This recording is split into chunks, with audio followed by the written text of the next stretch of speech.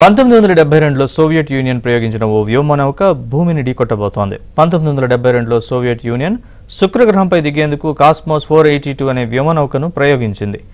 అయితే దాన్ని మోసుకెళ్లిన రాకెట్లో తలెత్తిన లోపం కారణంగా ఆ వ్యోమనౌక భూకక్షను దాటి వెళ్లలేకపోయింది. నాటి నుంచి భూమి చుట్టూ తిరుగుతూ క్రమంగా కిందికొస్తోంది.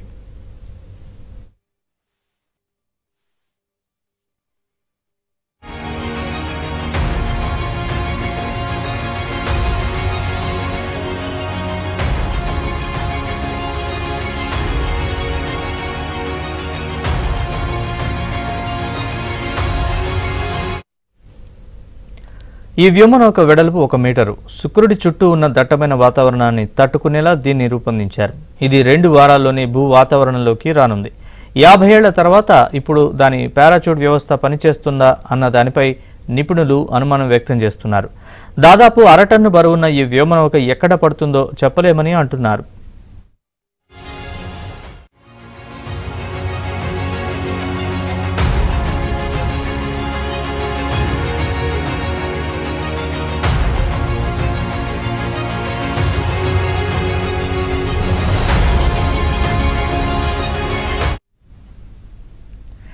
ఒకవేళ వాతావరణ రాపిడిని తట్టుకోగలిగితే అది గంటకు 242 కిలోమీటర్ల వేగంతో నేలను తాకుతుందని, అది జనావాసాలపై పడే అవకాశం తక్కువేనని అంటున్నారు.